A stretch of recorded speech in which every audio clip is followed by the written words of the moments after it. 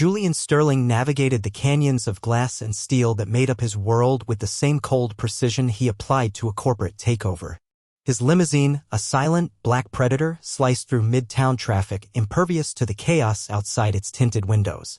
Inside, the air was chilled to a perfect 68 degrees, and the only sound was the hushed whisper of his Italian leather briefcase sliding across the seat as the car took a corner. He glanced at the document resting on top, a $300 million acquisition that would cement his company, Sterling Industries, as the undisputed titan of global logistics. The deal had been a brutal, 6-month campaign, but victory, as always, was absolute. And as always, it felt hollow. His phone buzzed with a pre-programmed alert. The annual Sterling Foundation Gala was tonight, an event he loathed. It was a pageant of performative philanthropy, a necessary evil to maintain the Sterling family's polished public image. His fiancée, Victoria Davenport, lived for these nights. She was the perfect corporate consort, the daughter of a rival dynasty, their impending marriage less a union of hearts and more a merger of empires. She would be waiting for him at his penthouse, her smile as flawless and calculated as his balance sheets. He sighed, the sound barely registering in the opulent silence. This was his life, a series of flawless victories that brought no joy. Just as he was about to instruct his driver to head home, a different line on his phone lit up. It was a number he hadn't programmed, one he recognized with a jolt of irritation. The Green Pastures Care Facility. His father. He almost ignored it. His father, Arthur Sterling, was a ghost in his life, a figurehead entombed in the past by a massive stroke that had stolen his voice and his mind years ago. Their relationship had been fractured long before that, a casualty of ambition and unmet expectations. But a flicker of something, duty, perhaps, or a vestige of a long-forgotten affection, made him answer. "Mr. Sterling," a harried voice said. "It's Nurse Davies at Green Pastures. I know you said only to call in an emergency, but your father, he's been agitated. Unusually so. He keeps holding something, a locket, and he won't let it go. We just thought you should know an emergency." This was hardly an emergency. It was an inconvenience, a disruption to his meticulously scheduled existence. Yet, instead of dismissing the call, Julian found himself giving an order that surprised even him. "Change of plans, Dimitri. Take me to Green Pastures." The driver's eyes met his in the rearview mirror. A flicker of surprise, the only acknowledgement of the deviation from their rigid routine. The care facility was a world away from his own. The air, instead of being filtered and chilled, was thick with the scent of disinfectant and overcooked vegetables. The lighting was a sickly yellow, casting long, mournful shadows down corridors lined with scuffed linoleum. It was a place of quiet waiting, a repository for lives that had already been lived. He walked down the hall, his expensive suit and handmade shoes feeling absurdly out of place. He hadn't visited in over a year. The monthly checks he signed were his contribution, a sterile transaction that kept his conscience and the facility's administration satisfied. As he approached his father's room, he heard it. A sound so unexpected, so out of place in this hall of whispers and television murmurs that it stopped him dead in his tracks. It was a voice, a woman's voice, singing softly. It wasn't just any song. It was a lullaby, a simple, haunting melody that sliced through decades of emotional armor and struck a chord deep within his memory. His mother, who had passed away when he was just a boy, used to sing it. She sang it only to him and to his younger brother, Ethan. Ethan. The name was a wound that had never properly healed. He moved cautiously to the doorway, staying in the shadow of the hall. He saw her then. A young woman with dark, weary eyes and a kindness in her posture that seemed to radiate a gentle warmth. She was sitting by his father's bedside, her hand resting lightly on his arm. His father, Arthur, a man who had once commanded boardrooms with an iron will, was now a fragile husk, his eyes vacant, his body limp against the pillows. But as she sang, something changed. A flicker of awareness in those distant eyes. His father's hand, gnarled with age, was clenched tightly around a small, tarnished silver locket. The woman finished the lullaby, her voice fading into the quiet hum of the room. And then the impossible happened. Arthur Sterling, who hadn't spoken a coherent word in 5 years, stirred. His lips trembled, and a sound, a rasping whisper, escaped them. Ethan, the name was a ghost in the room.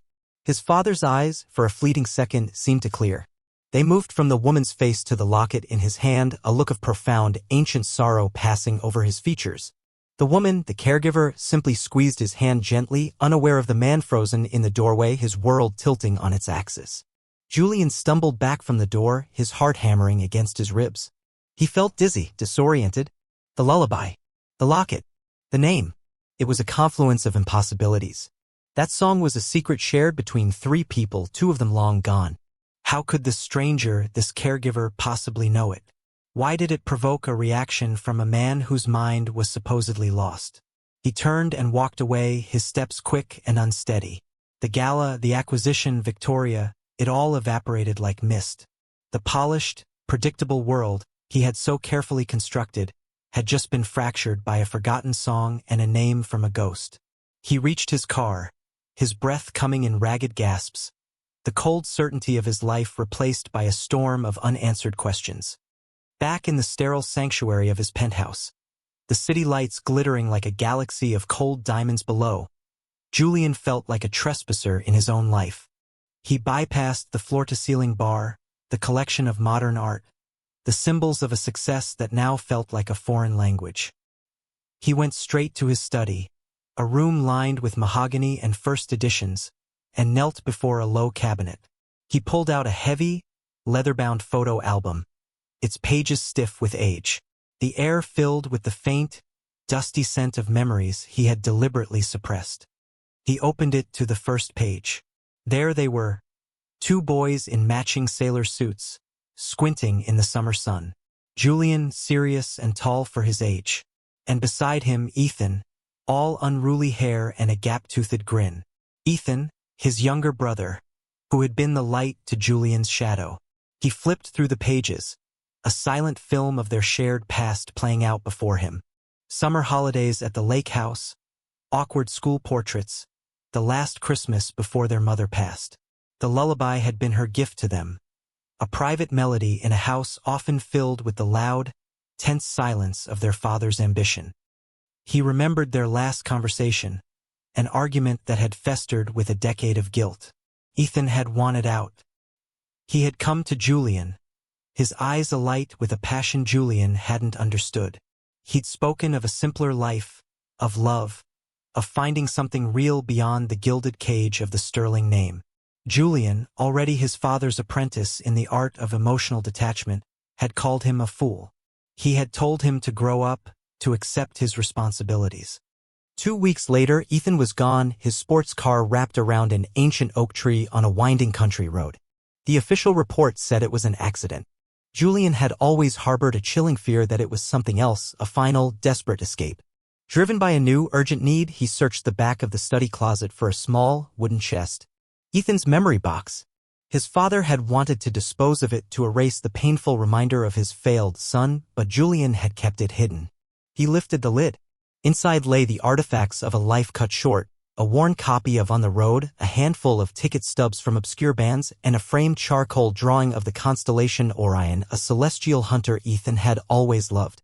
There was nothing that pointed to a caregiver, nothing that explained the lullaby. It was just a collection of relics from a boy who had refused to become a man in the mold their father had cast. He closed the box, the feeling of failure a cold weight in his chest. He had failed his brother in life, and now it seemed he was failing him in death. The sound of the private elevator opening startled him. Victoria Davenport swept into the penthouse, a vision in emerald silk, her blonde hair styled into an impeccable chignon. She was the embodiment of the world he was supposed to inhabit, a world of power, polish, and strategic alliances. "Darling," she said, her voice smooth as glass. "You're not ready? The gala starts in 2 hours. The mayor will be there. My father is expecting us to make a statement about the merger." She glided over to him, her perfume, expensive and cloying, filling the space between them. She glanced at the open photo album on the floor. "Remembering the good old days?" she asked, a note of condescension in her tone. "There's no time for sentimentality tonight, Julian. We have an empire to solidify." He looked at her perfect, passionless face, and for the first time he saw the chasm that separated them. She spoke of empires, he was haunted by a lullaby. She saw the future as a series of transactions, he was being pulled back into a past he had tried to bury. "I'm not feeling well, Victoria," he said, his voice flat. "I don't think I can make it tonight." Victoria's smile tightened. "Don't be ridiculous. This isn't optional. It's about showing a united front. What's gotten into you?" He didn't answer. He couldn't explain the caregiver's song or the flicker in his father's eyes. To her, it would be meaningless, a trivial distraction from the grand theater of their lives. The disconnect was jarring, absolute. After Victoria left, her frustration a palpable force in the room, Julian picked up his secure phone. He dialed a number known to only 3 people. Marcus, he said when the call was answered. Marcus Thorne was the head of his security, a former intelligence officer who operated with unparalleled discretion and efficiency. I have a job for you. A personal matter, he paused, gathering his thoughts. There's a caregiver at the Green Pastures facility. Her name is Elena Vance. I want to know everything about her.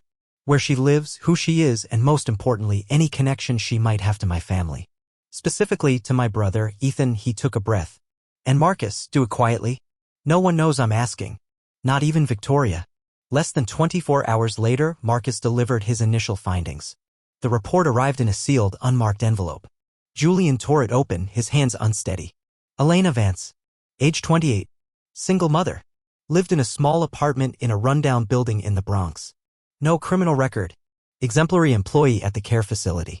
It was all maddeningly normal. Then he got to the second page. Elena had a son. A 5-year-old boy named Leo. His breath caught in his throat. But it was the next detail that made the blood drain from his face. Marcus had cross-referenced employment records from a decade ago. For 3 months leading up to Ethan's death, Elena Vance had been on the Sterling payroll. Her official title was research assistant, but the work logs were vague, almost deliberately obscure. She had worked directly for Ethan. The connection was there, real and undeniable. He was about to call Marcus back when his eyes fell on the final paragraph of the report. It was a detail so explosive it seemed to vibrate on the page. Marcus, in his thoroughness, had pulled the public records from Ethan's accident. The coroner's report was standard, but there was a supplementary addendum, a single page that was referenced but missing. It had been sealed by a court order. An order requested and expedited by a senior partner at Davenport and Finch, the law firm owned and operated by Victoria's father. Julian stared at the words, the pieces of a puzzle he never knew existed beginning to slam into place with terrifying force. The lullaby, his father's reaction, Elena's past employment, her son, and now this, a legal document, a secret buried by the very family he was about to join. The coincidence was too great, the implications too monstrous to ignore. The sterile report in Julian's hand felt like a lit fuse. The questions were no longer whispers, they were screams. A sealed court order from Victoria's father's firm was not a coincidence, it was a red flag, a declaration of a hidden war. He couldn't delegate this anymore. He couldn't watch from the sterile distance of his penthouse. He had to see her, to look into her eyes and find the truth that Marcus's report could only hint at. He couldn't arrive as Julian Sterling, the billionaire tycoon whose family was a web of secrets. He had to approach her as a stranger. He swapped his tailored suit for worn jeans and a plain gray t-shirt he hadn't worn in years. He left his driver and his limousine behind, taking a simple black sedan from his private garage and driving himself to the Bronx. The transition was jarring. The gleaming towers of Manhattan gave way to brick buildings stained with age and struggle, the streets alive with a vibrant, chaotic energy so different from the hushed reverence of his own world. He found her apartment building, a pre-war walk-up with a broken front door and graffiti snaking up its walls. It was a testament to a life lived on the edge, a world away from the effortless luxury he took for granted. He saw her before she saw him. Elena was coming down the street, her face etched with exhaustion. She was juggling 2 large grocery bags, the paper straining under the weight. A small boy with a mop of dark, curly hair and serious eyes, Leo, was walking solemnly beside her, holding a carton of milk with both hands as if it were a sacred treasure.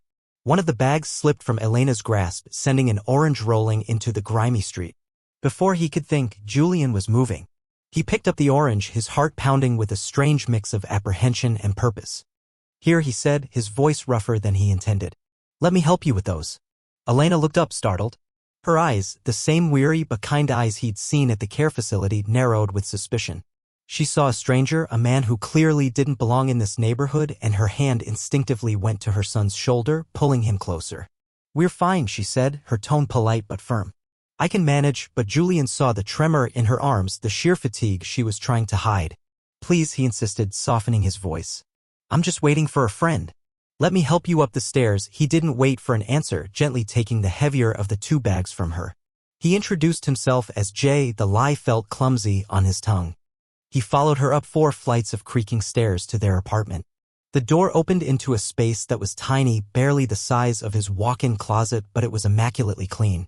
The furniture was old and mismatched, the walls adorned with Leo's colorful drawings instead of expensive art. A small table was set for two. He saw them unpack the groceries, the meager contents of the bags a stark indictment of his own excesses. They had a single loaf of bread, a small carton of eggs, pasta, and the milk Leo had carried so carefully. He watched as Elena prepared their dinner, buttered noodles, and a shared glass of milk. The sight was a physical blow, a punch to the gut that left him breathless. This was the life of the woman who knew his mother's lullaby. This was the life of his brother's son. The guilt was a suffocating wave, hot and sharp. He had spent more on lunch that day than what they would live on for a week. He needed an excuse to stay to learn more. He saw a telltale drip from the faucet in the small kitchenette. "Your sink is leaking," he said, seizing the opportunity. "I'm pretty handy. I could take a look at it if you'd like." Elena was hesitant, her ingrained caution warring with her obvious need. Finally, she nodded. While he worked, tightening a loose washer with a wrench from a small toolkit she kept under the sink, Leo slowly edged closer. The boy was shy, observing Julian with an unnerving intensity. He didn't speak, but his eyes missed nothing. Julian, wanting to break the silence, asked the boy about a drawing taped to the refrigerator, a colorful rocket ship soaring through a sky of black crayon. "I like to build things," Leo said quietly, his first words to Julian. "My mom says my dad liked to build things too." He liked looking at the stars. Julian's hands froze under the sink. The drawing of Orion in Ethan's memory box flashed in his mind. He surfaced, wiping his hands on a rag, his composure strained. He tried to smile at the boy, a genuine warmth spreading through his chest. For a moment, he wasn't a CEO or a tycoon.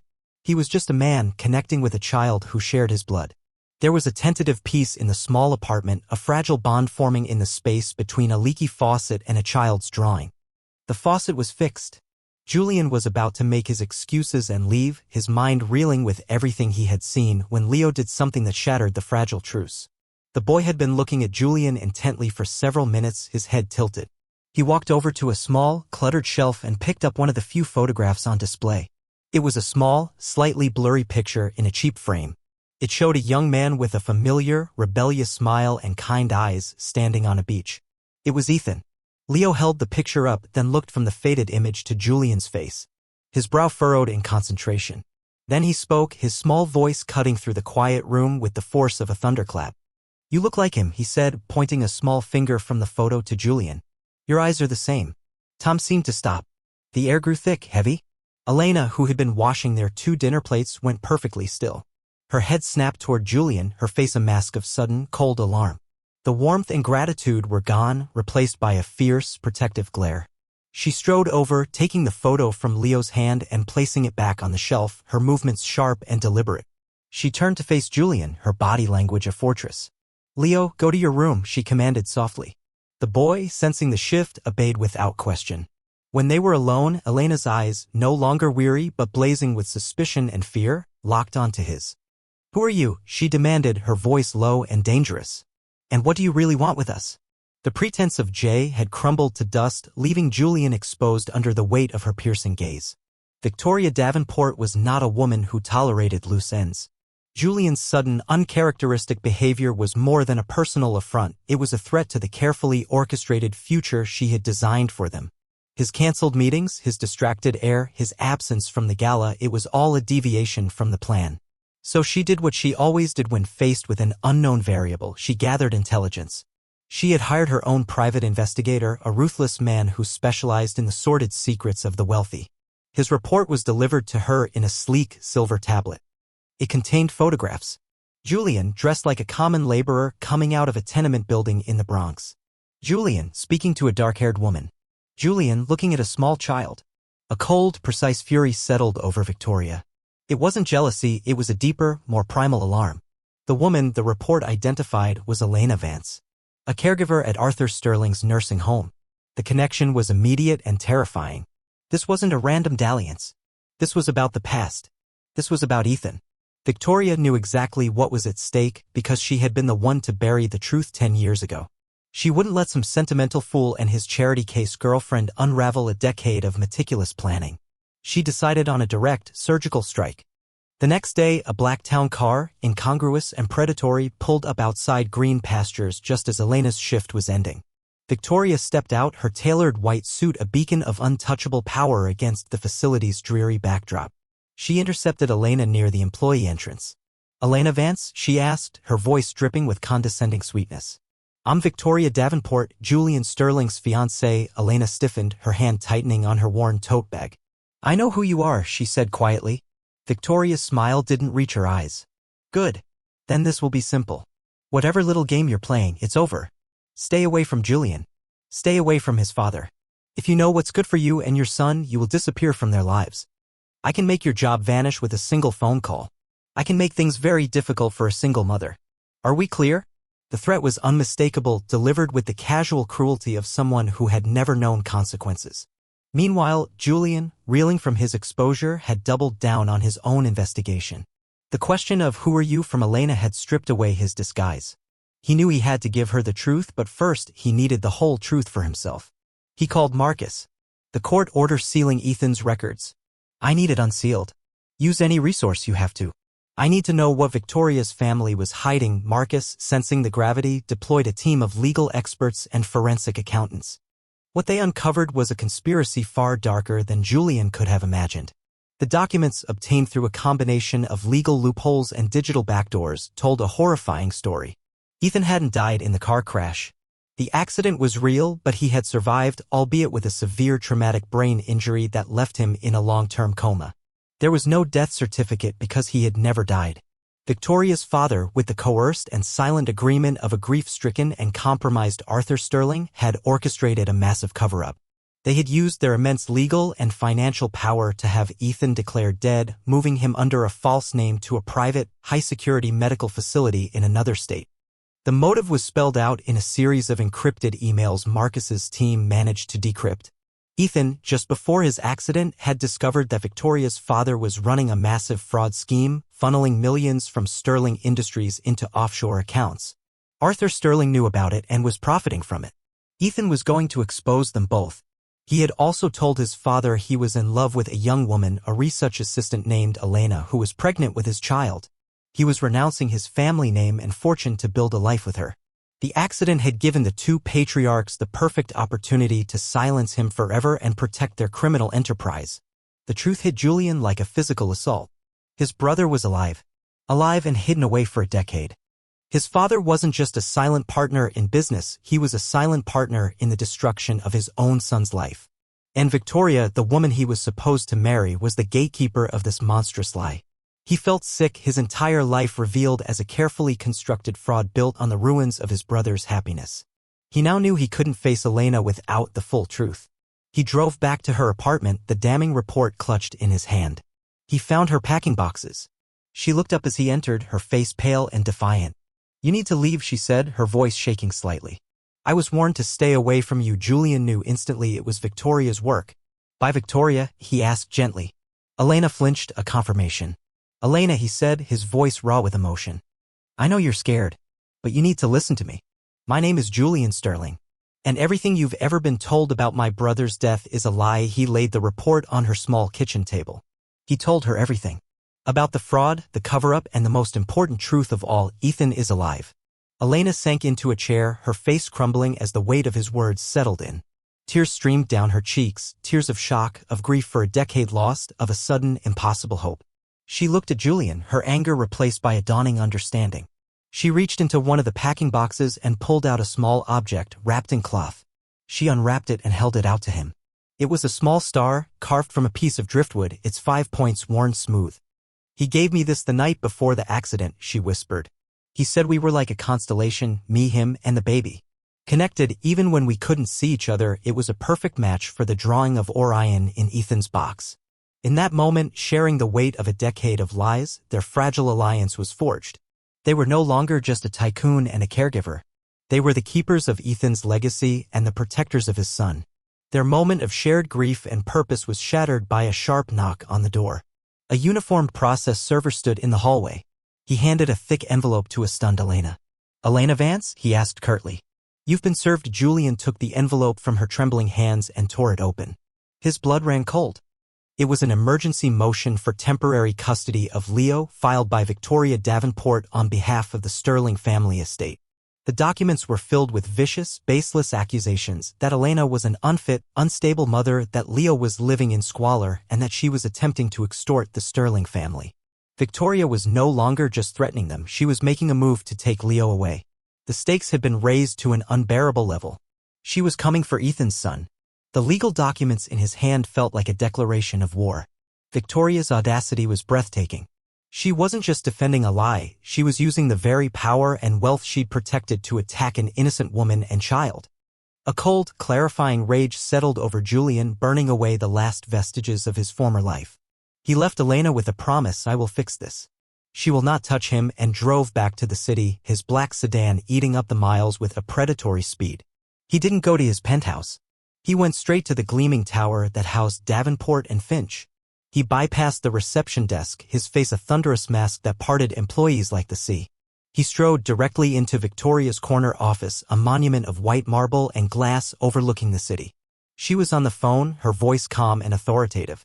She looked up, a flicker of surprise followed by a triumphant smirk when she saw him.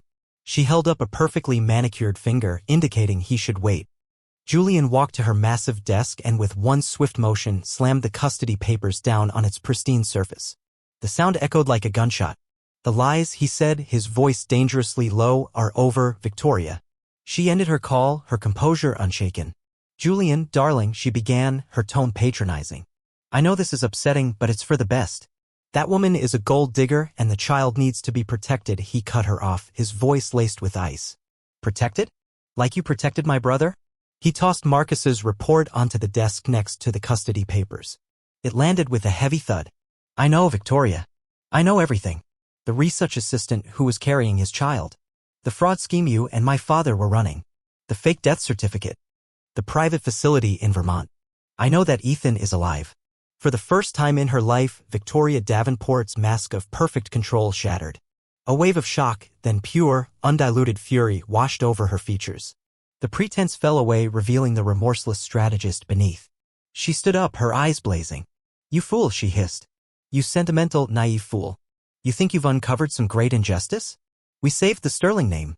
We saved your legacy from a weak-willed boy who was going to throw it all away for a waitress and a bastard child." Her justification was more damning than any confession. There was no remorse, only a chilling, pragmatic cruelty. "Ethan was going to ruin us," she continued, her voice rising with righteous indignation. "He would have sent our fathers to prison. He would have dismantled everything we have built. Your father agreed. He knew it was the only way.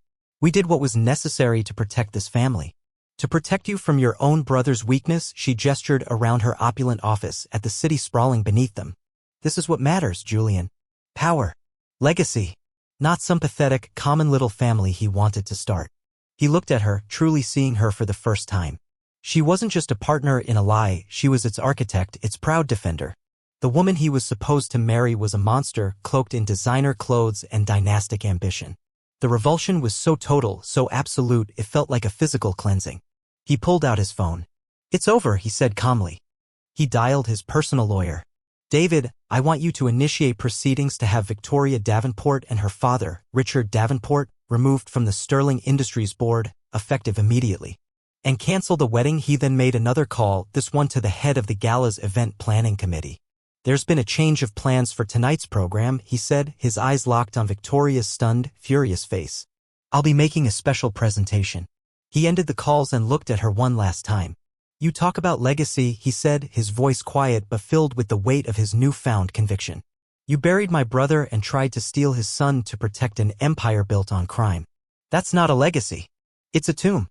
And tonight, everyone is going to see what's inside." He turned and walked out, leaving her standing amidst the ruins of her meticulously crafted world, the silence of her office now ringing with the promise of her imminent downfall. Julian drove straight back to the Bronx. He found Elena sitting on her worn sofa, Leo asleep with his head in her lap, her hand stroking his hair protectively. The custody papers lay on the coffee table like a coiled snake. He knelt in front of her, taking her free hand. "I confronted her," he said gently. "I told her I know everything." He then proceeded to tell her the entire, ugly truth, including the part that twisted his own gut with shame, his own father's complicity. He didn't spare himself or his family. He laid the betrayal bare. "What she did, what my father allowed, it's unforgivable. But the fight is just beginning. She won't give up easily." He looked from Elena's tired, determined face to the sleeping form of his nephew. The boy was the living embodiment of the life his brother had been denied. I spent my whole life chasing my father's approval, building an empire I thought he wanted, Julian confessed, his voice thick with emotion. I was so blind. I lost my brother once because I put ambition before family. I will not lose his family now. I will protect you and Leo no matter what it costs. He had already retained the most formidable family law firm in the country to represent her. Their alliance was no longer fragile. It was forged in the fire of Victoria's treachery, a solid, unbreakable pact to reclaim the truth and fight for the future Ethan had dreamed of. The battle lines were drawn. The grand ballroom of the Plaza Hotel was the apex of New York society, a glittering universe of old money and new power. Tonight, it was the stage for the annual Sterling Foundation Charity Gala, the crown jewel of Victoria Davenport's social calendar. Chandeliers dripped crystals like frozen waterfalls, and the air hummed with the murmur of 1,000 conversations about mergers, stocks, and summering in the Hamptons. Victoria stood near the entrance, a regal ice queen in a gown of shimmering silver, her composure rebuilt with flawless precision. The rumors of her split with Julian were already circulating, but she was a master of damage control. Tonight, she intended to reassert her dominance, to frame herself as the stable, guiding force of the Sterling legacy, regardless of Julian's emotional breakdown. Then, the murmurs at the entrance swelled into a wave of gasps and frantic whispers. The sea of tuxedos and designer gowns parted. Julian Sterling had arrived. But he was not alone. On his arm was Elena Vance, dressed not in haute couture, but in a simple, elegant dark blue dress that highlighted the quiet dignity of her bearing. Holding her other hand, looking around with wide, overwhelmed eyes, was her son, Leo. The press, cordoned off behind velvet ropes, erupted in a frenzy of flashing cameras. Julian Sterling, the city's most powerful and elusive tycoon, had just walked into its most exclusive event with a mystery woman and a child. It was a scandal, a declaration, and a mystery all in one. Victoria froze, the champagne flute in her hand trembling almost imperceptibly. She watched as Julian bypassed her completely, leading Elena and Leo toward the main stage with a protective calm that was more menacing than any outburst. He was not just defying her, he was hijacking her carefully orchestrated event. He was bringing the war to her turf. After a brief, tense introduction from the bewildered master of ceremonies, Julian took the podium. The vast room fell into a stunned silence. The massive screens on either side of the stage, meant to display photos of smiling children benefiting from the foundation's charity, remained dark. "Good evening," Julian began, his voice clear and steady, amplified throughout the cavernous ballroom. "I apologize for this interruption. For years, this foundation, my family's foundation, has been presented as a symbol of integrity and compassion. Tonight, I'm here to talk about the real Sterling legacy. The one that has been buried for 10 years. He pressed a button on the podium. The screens flickered to life. It wasn't a charity video. It was a document. A bank statement showing a multimillion-dollar transfer from a Sterling Industries subsidiary to an anonymous offshore account. Another document appeared, a legal directive signed by Richard Davenport classifying a corporate file as sealed. Then, the centerpiece of the evidence appeared, a scanned copy of a falsified death certificate for Ethan Alexander Sterling. A collective gasp rippled through the audience. People turned to stare at a suddenly pale Victoria and her father, who stood frozen in horror. "My brother, Ethan, did not die 10 years ago," Julian announced, his voice ringing with conviction. "He discovered a massive fraud scheme orchestrated by my own father and his business partner, Richard Davenport." He gestured towards the Davenports. To silence him, they used a tragic car accident as an opportunity. They hid him away, told the world he was dead, and stole his life. They did this to protect their money and their power. The reveal was a bombshell, ripping through the polite facade of the evening.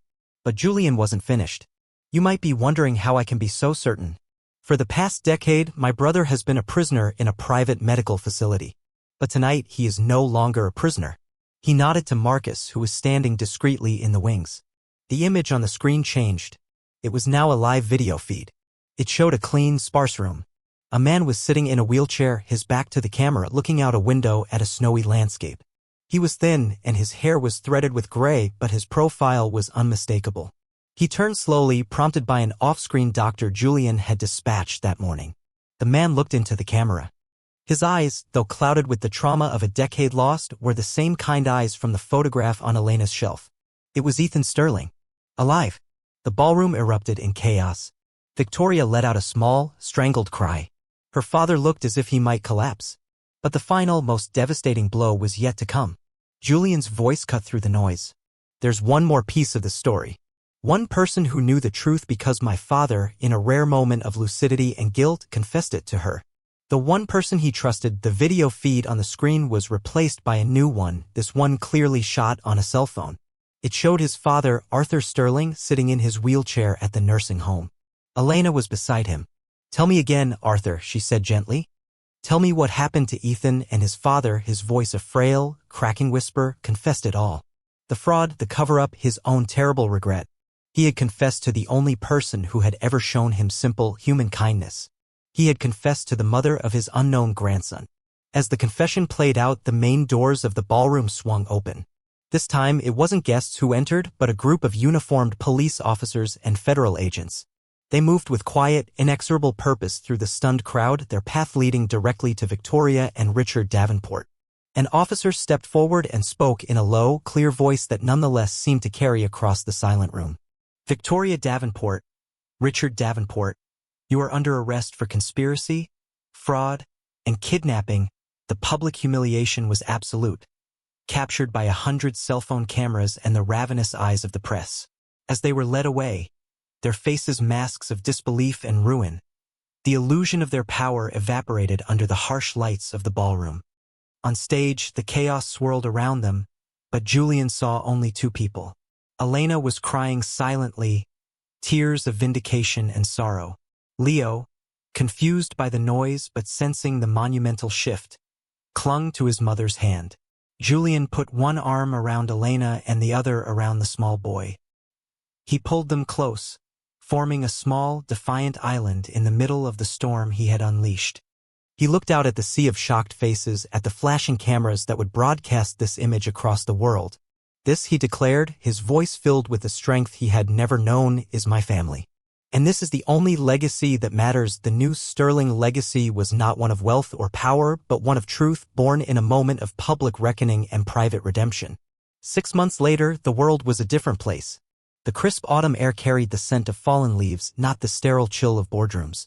Julian was in a park, a sprawling expanse of green he hadn't known existed until recently.